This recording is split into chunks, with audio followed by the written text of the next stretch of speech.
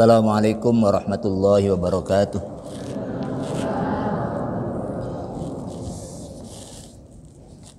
Bismillahirrahmanirrahim. Alhamdulillahi rabbil alamin wa bihi nasta'inu ala umurid dunya waddin.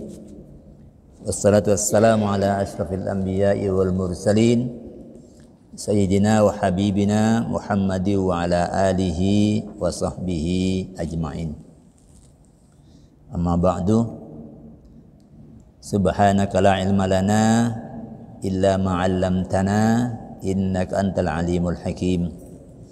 Allahumma arinal haqqa haqqa warzuqna husnat tiba'i wa arinal batila batila warzuqna husnat ijtinabih.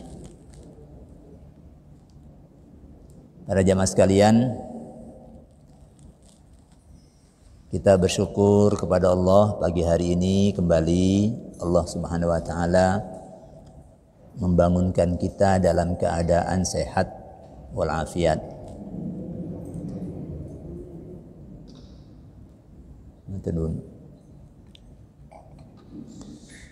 Mudah-mudahan nikmat Allah yang berupa kesehatan ini dapat kita manfaatkan untuk menjalani kehidupan di dalam naungan syariat Allah Subhanahu wa taala dan menghindar dari hal-hal yang sesungguhnya merupakan ajakan dari musuh kita. Ya, musuh kita itu ya setan, ya iblis.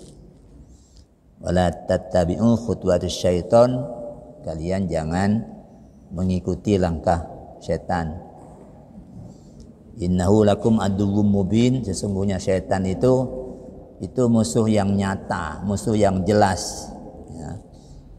Tidak ada konconya blas, itu musuh sepenuhnya. Ya. Para jamaah sekalian,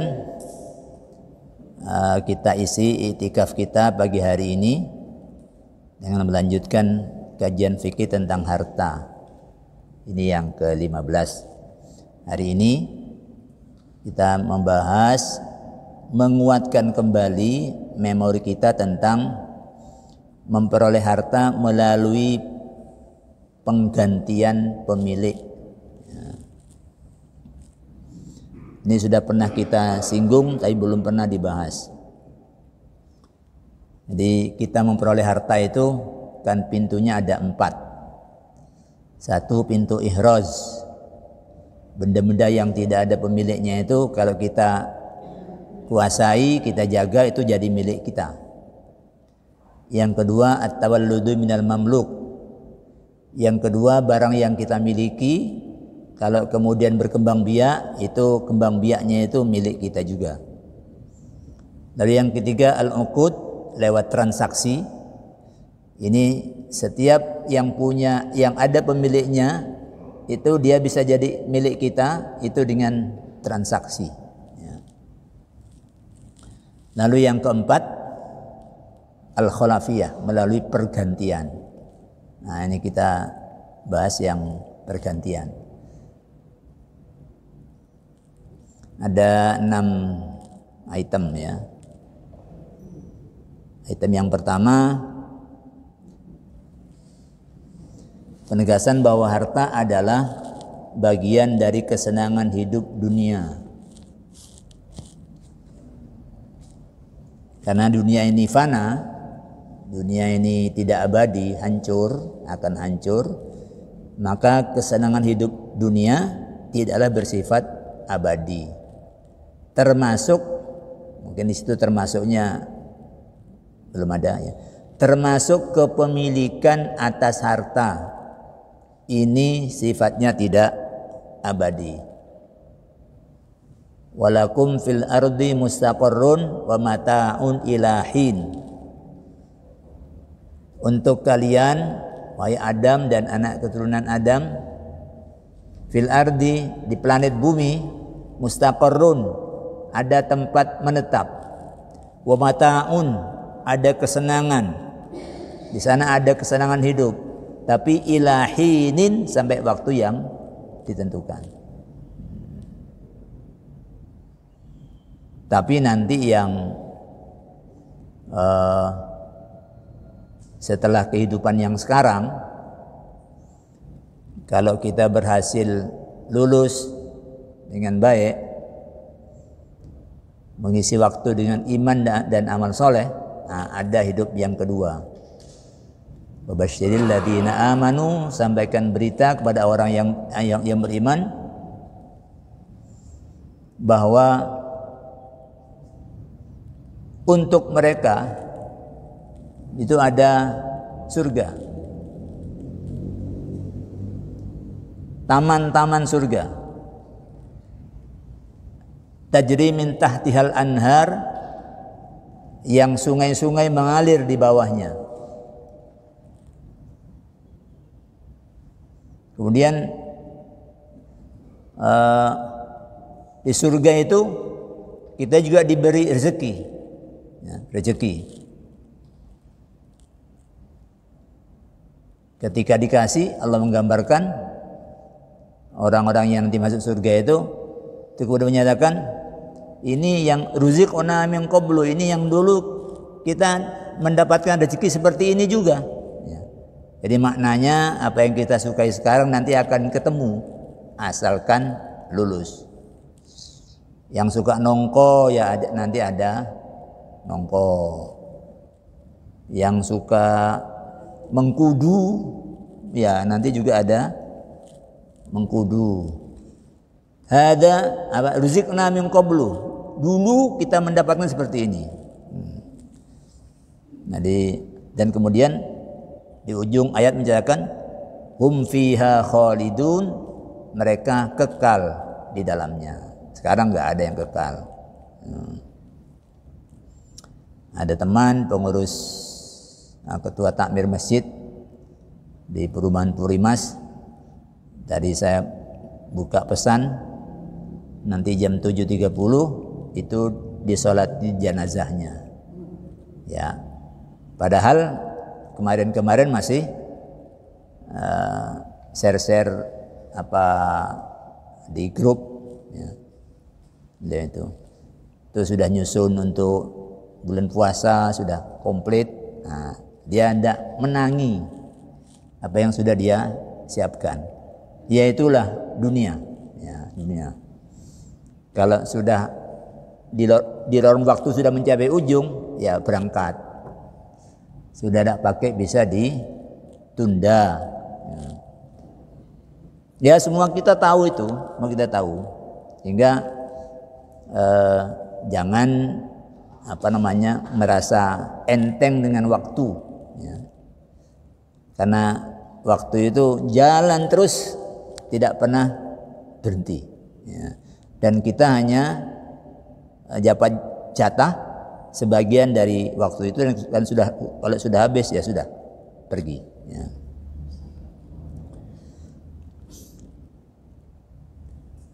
Jadi harta tidak abadi. Yang kedua, poin yang kedua, kepemilikan atas harta berakhir karena 3 sebab. Pertama, karena hartanya binasa. Punya gelang, naik kapal, pas gelangnya ditilang-tilang, ombak besar mencolot, terus di bawah ada ikan paus yang sedang mangap, masuk situ, ya sudah, ya. Mau ngejar ikan pausnya, ya sudah, itu hartanya sudah binasa, ya. Ya udah, itu kepemilikannya putus. Atau mungkin kita punya punya rumah lalu terbakar, sudah jadi debu, ya udah, itu berakhir, hartanya musnah, ya. Kemudian yang kedua, karena hak kepemilikannya dialihkan, berakhir kepemilikan kita, ya. Kita punya mobil, udah diberikan ke orang lain, ya sudah, itu berarti sudah milik orang, milik kita berakhir. Yang ketiga, karena kita sendiri yang punah. Kita sendiri yang pemiliknya mati. Nah, orang mati itu dalam fikih itu tidak punya ahliyah, tidak punya kecakapan. Ahliyatul wujub, tidak punya kecakapan untuk menerima hak, termasuk untuk memanggul kewajiban. Jadi salahiyatul syakhsi itu adalah kecakapan orang li thubutil huquqi lahu, untuk tetapnya hak buat dia, wa tahammulil wajibat, dan untuk menanggung kewajiban.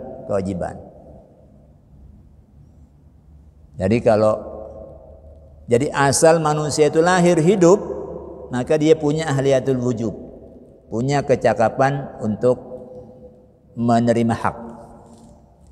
Kalau orang tuanya meninggal ketika dia masih dalam kandungan, lalu kemudian sekian bulan kemudian dia lahir dalam keadaan hidup, nah begitu dia hidup, haknya dia sebagai anak itu langsung melekat pada dia. Kalau kemudian setelah itu dia perlu dirawat, butuh biaya, ya biayanya jadi tanggungan dia, karena orang tuanya sudah tidak ada, diambilkan dari harta peninggalannya. Nah, jadi ada hak, ada tanggungan kewajiban. Tapi kalau dia lahir mati, nggak ada itu semua. Baik mati langsung maupun setelah jadi kakek lalu mati, sudah haknya sudah putus. Maka berakhirlah, karena milik itu haknya, berakhirlah hak itu.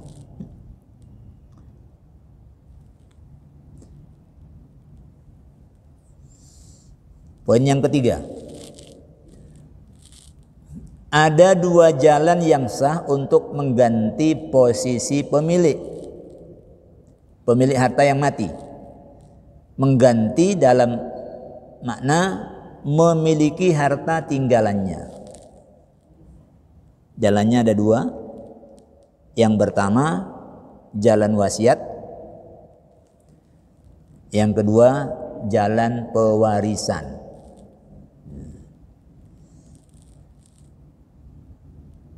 Wasiat itu, al-wasiyatu tamlikun mudhafun ila ma ba'dal maut bitariqit tabarru'i. Jadi yang namanya wasiat itu adalah memilikan harta yang disandarkan pada waktu sesudah kematian. Bitariqit tabarru'i itu melalui jalur tabarru. Tabarru ini adalah tindakan seseorang untuk mengalihkan hartanya ke pihak lain tanpa ada iwat, tanpa ada kompensasi. Kalau ada kompensasinya itu tijari. Sampai tak kasih susu ya 1 gelas, ya, tapi saya sampai kasih uang 10.000. Nah, itu namanya bukan tabarru. Itu susunya dia jual 1 gelas, dia jual 10.000. Tapi kalau nggak tamu terus kasih susu, monggo diunjuk, nah ini tabarru. Ke kafe kasih susu, pulang, monggo Pak, bayar dulu. Nah, karena udah ada susu 10.000. Nah ini harganya. Jangan datang ke warung terus merasa datang bertamu ke rumah orang. Oh tak kira saya disuguhi Bu. Itu wasiat itu baru. Jadi kalau disebut wasiat kaitannya dengan harta, jangan berpikir wasiat-wasiat yang lain. Oh ini wasiat almarhum, anakmu ini disuruh jodohkan dengan anakku. Nah, itu bukan wasiat itu. Ini wasiat kaitannya dengan harta.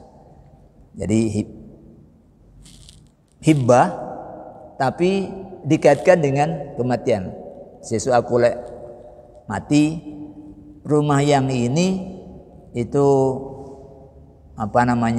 nanti diserahkan ke Yayasan Darul Hikmah. Ini namanya wasiat. Jalan yang kedua adalah jalan pewarisan. Warisan.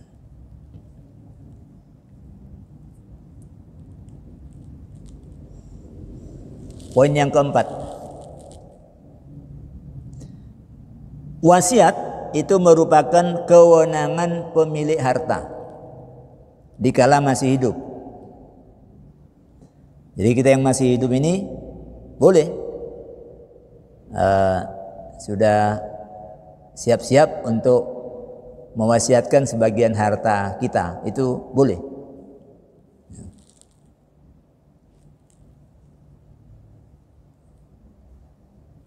Ini bahkan wasiat itu diatur dalam surah Al-Maidah ayat 106.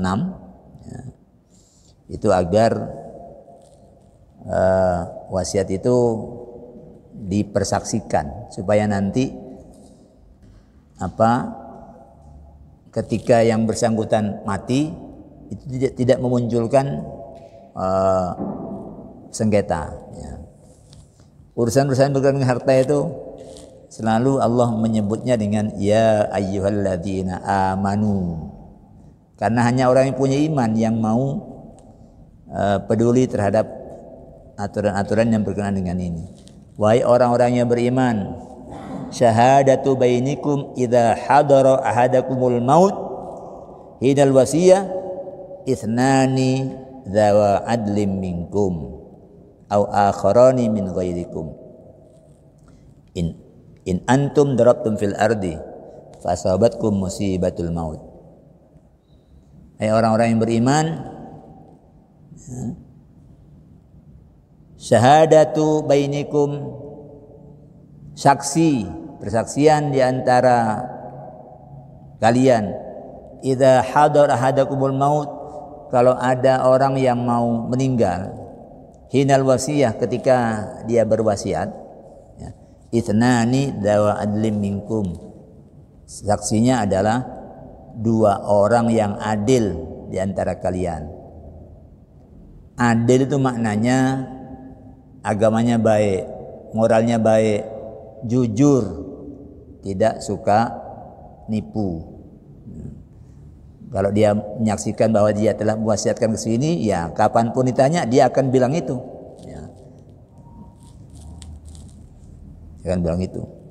Kalau tidak adil, kalau saksinya dikasih, dia bicara yang lain.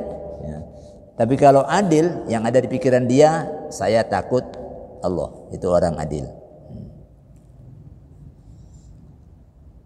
Atau akharoni, atau 2 saksi yang lain selain kamu, in antum dartum fil ardi, kalau kamu sedang bepergian di muka bumi, fa asabatkum musibatul maut, lalu kamu tertimpa musibah yang kemudian akan mati.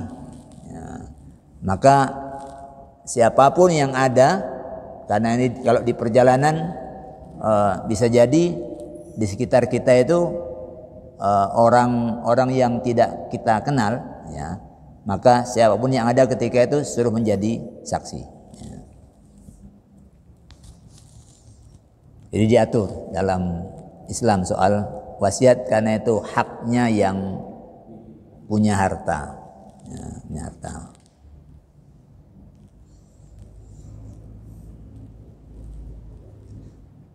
Jalan ini sah untuk jumlah maksimal 1/3 harta. Sahnya itu 1/3. Boleh jadi ketika wasiat itu tidak sampai sepertiga. Karena dia masih soge. Makin ke belakang kok makin turun. Akhirnya jumlah itu ketika mati, lebih besar dari sepertiga. Maka yang bisa ditunaikan hanyalah sepertiga. Terakhir kok tiba-tiba harta satu-satunya hanya yang diwasiatkan itu. Ya, sepertiga yang bisa dilaksanakan melalui jalur wasiat. Berkenaan dengan ini,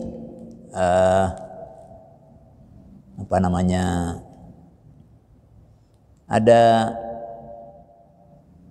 kejadian yang berkenaan dengan Sa'ad bin Abi Waqqas. Kata Sa'ad, Kanjeng Rasul ya'uduni, pernah besuk aku. Wa ana bi Makkah, sedang aku sedang berada di Mekah, sakit. Rasulullah besuk. Wa huwa yakrahu ayyamuta bil ardil lati hajara minha. Saat itu tidak suka kalau dia meninggal di negeri yang dia sudah hijrah dari negeri itu. Ya. Jadi dia ingin kalau bisa matinya jangan di Mekah. Ya. Kepingin mati di Madinah, di kampung yang dia sudah menjadi penduduk baru. Ada kesan kurang srek dengan Mekah. Ya. Sa'ad bin Abi Waqqas. Kemudian dia bilang, ya Rasulullah, usi bimali kullihi. Bagaimana kalau aku mewasiatkan semua hartaku? Qala la, beliau menyatakan jangan. Qultu fasyatru, bagaimana kalau separuhnya? Karena saat ini suke, anaknya cuma perempuan satu. Bagaimana kalau separuhnya? Nabi bilang la, tidak, jangan. Qultu ats-tsulutsu, bagaimana kalau aku wasiatkan sepertiga? Nabi kemudian menyatakan fats-tsulutsu was-tsulutsu katsirun. Jadi maknanya sepertiga, ya sepertiga itu banyak. Sepertiga itu banyak. Maknanya itu maksimal. Ya. Kalau bisa, ya karena sepertiga itu banyak. Ya kurang dari sepertiga itu lebih baik. Ya. Kenapa? Innaka antada'a warasataka aghniya. Sesungguhnya kamu kalau meninggalkan ahli warismu dalam keadaan cukup, dalam keadaan suki, khairun, itu lebih baik min tada'ahum alatan, daripada meninggalkan mereka dalam keadaan papa. Ya yatakaffafunan nasa fi aidihim, dia kemudian menengadahkan tangan mereka untuk mendapatkan bantuan orang. Nah, entah bahasanya nyuwun sedekah Pak, apa sakwelase. Nah, itu Nabi bilang daripada kamu tinggalkan ahli warismu dalam keadaan seperti itu, lebih baik kamu tinggalkan mereka dalam keadaan agniya, dalam keadaan cukup. Bab kalau agniya itu peluangnya untuk menjadi lebih baik itu ada. Karena Nabi menyatakan al-yadul uliya, tangan yang begini ini khairun daripada tangan yang begini, khairun min yadis sufla. Tangan yang memberi itu lebih baik dari tangan yang menerima. Wabda biman ta'ulu, kata Nabi. Mulai dari orang yang kamu menjadi tanggungan kamu. Wa innaka mahma anfaqta min nafaqatin fa innaha sadaqatun. Sesungguhnya apapun yang kamu pakai sebagai nafkah itu bagi kamu punya nilai sedekah, kata Nabi. Hatta luqmah allati tarfauha fi imra'atik. Bahkan termasuk suapan makanan yang kamu berikan untuk istrimu itu dinilai sedekah. Jadi sungguhnya nggak ada yang sia-sia, nggak ada yang nggak ada nilainya kalau kita mengerjakan apa-apa itu sesuai dengan aturan Allah. Jadi kalau Allah menyatakan kuciptakan jin dan manusia itu hanya untuk beribadah kepadaku, itu bisa. Tugasnya cuma satu, ibadah kepada Allah, itu bisa. Nggak ada yang tidak bisa nilai ibadah kalau kita melakukan semuanya itu semua dalam rangka taat. Jadi tidur itu ibadah. Kalau sudah capek tidur, itu diperintah oleh syariat. Badanmu punya hak yang wajib kamu penuhi. Jadi kalau sudah sakit, ya istirahat, berobat, itu semua ibadah. Jangan dikira berobat itu bukan ibadah, diperintah itu dalam agama. Tadawau ya ibadallah, wahai hamba Allah, berobatlah kalian. Jangan terus mengira, enggak aku pasrah. Oh itu malah wong diperintah suruh bertaubat kok pasrah. Kalau pasrah itu kan maknanya siap melaksanakan perintah. Sendika dawuh, panjenengan perintah berobat, nggih kula berangkat berobat.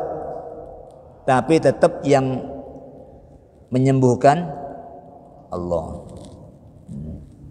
Jadi semua itu pasti punya nilai ibadah kalau kita tidak mengikuti langkah setan. Makan ibadah, karena makan itu diperintah. Kalau nanti diperintah kamu jangan makan siang hari, dia makan, ya ibadah. Habis itu maghrib makan, itu ibadah karena diperintah itu. Malah disuruh jangan dilambat-lambat.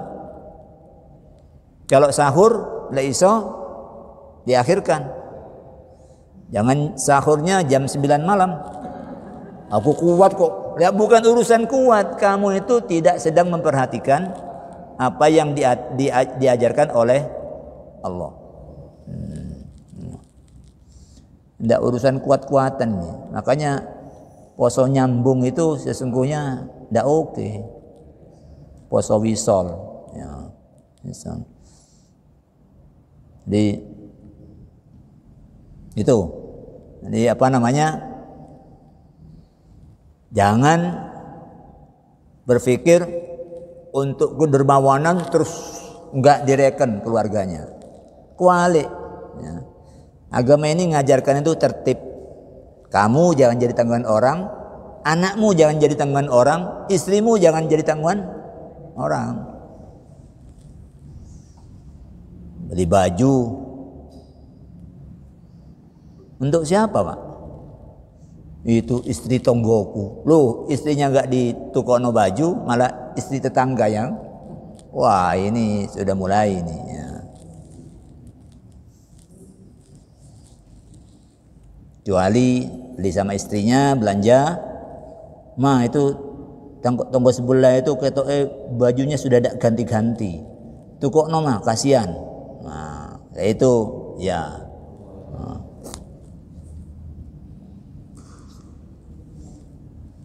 Itu sepertiga. Terus yang kedua, penerimanya tidak berkedudukan juga sebagai penerima waris. Jadi jangan ada waris menerima dari dua jalur. Ia menerima waris, ia menerima wasiat. Karena anaknya anak paling disayang, ya sebagai anak dia menerima waris, tapi juga menerima wasiat. Nah itu nggak ada. Nah, kecuali semua yang lain itu setuju. Ya. Misalnya yang lain sudah diparingi oleh Allah rezeki yang banyak, adiknya ini sudah cacat, lalu sakit-sakitan, lalu orang tuanya berwasiat untuk dia, yang lain setuju, maka boleh. Dalam sebuah hadis dari At-Tabrani, Rasul bersabda, la wasiyata liwarithin illa ayyasha al-warathatu. Tidak ada wasiat untuk orang yang menerima waris kecuali semua ahli waris yang lain menghendakinya. Boleh. Karena wasiat akan mengurangi jatah para ahli waris. Ya. Yang kelima, kalau wasiat itu kewenangan yang punya harta, tapi kalau pewarisan merupakan kewenangan Allah Subhanahu wa taala. Realisasinya wajib mengimplementasikan hukum waris yang digariskannya. Jadi jangan dibilang, oh itu anjuran aja. Enggak. Jangan dibilang hukum waris itu sekedar pilihan. Enggak, wajib. Karena Allah menyatakan ketika sudah selesai bicara tentang ketentuan waris, yusikumullah fi auladikum lidzakari mithlu hadzil unthayain. Itu di surah An-Nisa ayat 11 nyambung dengan ayat 12. Begitu masuk ayat ke-13, Allah menyatakan tilka hududullah, itulah had-had Allah, itulah batasan-batasan yang sudah ditetapkan oleh Allah. Udah ada sekian, itulah hudud dari Allah. Wa may yuti'illah, siapa yang taat kepada Allah, wa rasulahu, dan taat kepada rasulnya, yudkhilhu jannatin tajri min tahtihal anharu khalidina fiha. Niscaya Allah akan memasukkan orang itu ke dalam taman-taman surga yang di bawahnya mengalir sungai-sungai. Khalidina fiha, mereka akan kekal di dalamnya. Wa dzalikal fawzul azim, dan itu merupakan keuntungan, merupakan kemenangan yang besar. Masuk surga itu adalah kesuksesan yang besar. Itu kalau taat kepada Allah dan Rasulnya. Ini langsung setelah menerangkan waris. Lalu ayat ke-14, wa may ya'sillaha, siapa yang maksiat kepada Allah wa rasulahu, dan rasulnya, wa yata'adda hududahu, dan dia melampaui batas-batasnya, melampaui had-hadnya. Sudah dikasih had, kamu mengganti setengah dari harta almarhum, tapi dia nggak puas. Enggak, saya minta sekian, wong saya ketika masih hidup itu yang merawat almarhum. Ini tidak ada hubungannya dengan urusan rawat merawat. Kamu merawat almarhum itu sudah bagian dari kewajiban anak. Kamu anak di Jakarta, nggak tahu sibuknya ini. Jadi ini bukan urusan hitung-hitungan akad. Waris itu ketetapan undang-undang. Undang-undang. Kamu merawat orang tuamu, sudah ada itu kapling untuk kamu di surga. Jangan ditukar dengan melanggar had hudud dari Allah. Siapa yang maksiat kepada Allah dan melampaui hududnya, yudkhilhu naron, niscaya Allah akan memasukkan dia ke dalam api. khalidan fiha, kekal di dalamnya. Walahu adzabun muhin, dan untuk dia ada azab yang menghinakan. Adab di akhirat itu, di neraka itu bukan memuliakan tapi menghinakan. Hangus tapi tidak mati. La yamutu wa la yahya. Mati ndak, hidup juga ndak. Kulit yang sudah hangus ganti kulit baru. Ganti kulit baru. Jadi jangan melecehkan hukum waris. Enggak bisa baginya Ustaz. Ya, sekarang lembaganya ada, pengadilan agama. Kalau mau fatwa lewat perorangan, banyak yang kiai-kiai, ustadz-ustadz. Karena sekarang itu yang namanya sengketa urusan harta itu bisa merusak hubungan persaudaraan. Yang keenam, poin yang terakhir, jalan pewarisan ini sah bagi orang yang memenuhi syarat. Pertama, syaratnya itu hidup di saat kematian pemilik harta. Jadi kalau pemilik harta sudah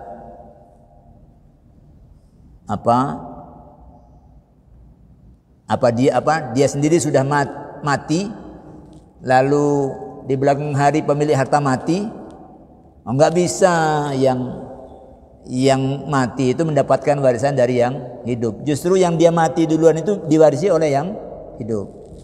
Jadi anak sama bapak itu bukan berarti anaknya itu ahli waris ya. Bisa bapaknya yang jadi ahli waris. Kalau anaknya mati duluan, bapaknya mewarisi hartanya, sama ibunya mewarisi hartanya.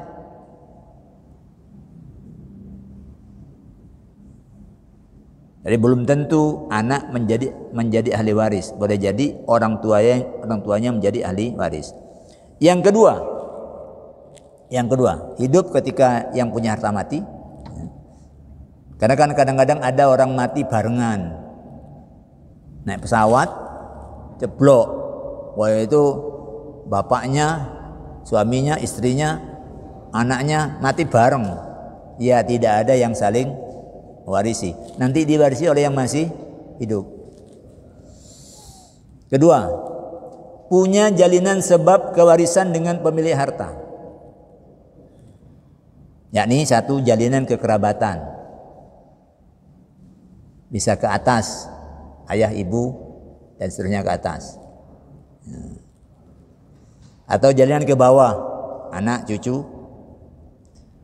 Atau jalinan ke samping, saudara, paman.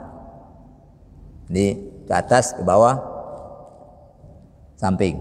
Itu terserah dia berada di jurusan mana. Yang penting dia tidak terhalang oleh yang lebih dekat. Kemudian jalinan perkawinan. Jalinan perkawinan itu hanya suami istri. Mertua enggak masuk. Hanya suami dan istri. Kalau istrinya mati, suami punya hak waris. Kalau suaminya mati, istrinya punya hak waris.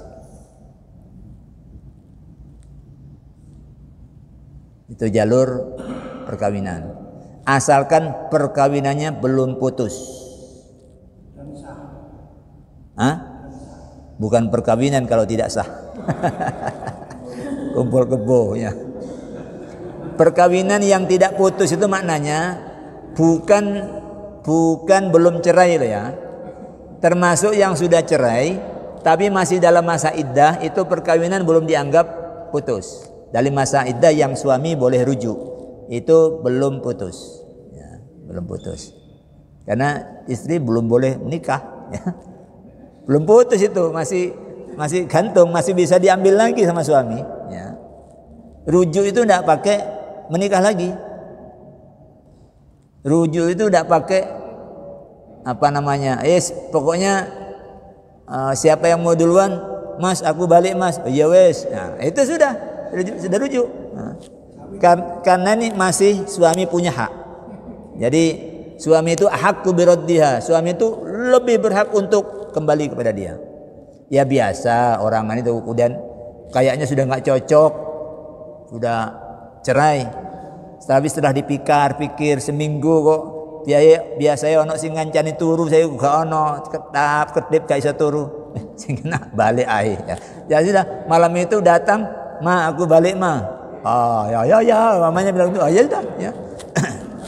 Udah, Kalau suami sudah bilang mau rujuk, itu sudah. Ya. Ndak maunya istri itu ya hanya ndak mau sementara, ya. Masih mangkel, ya.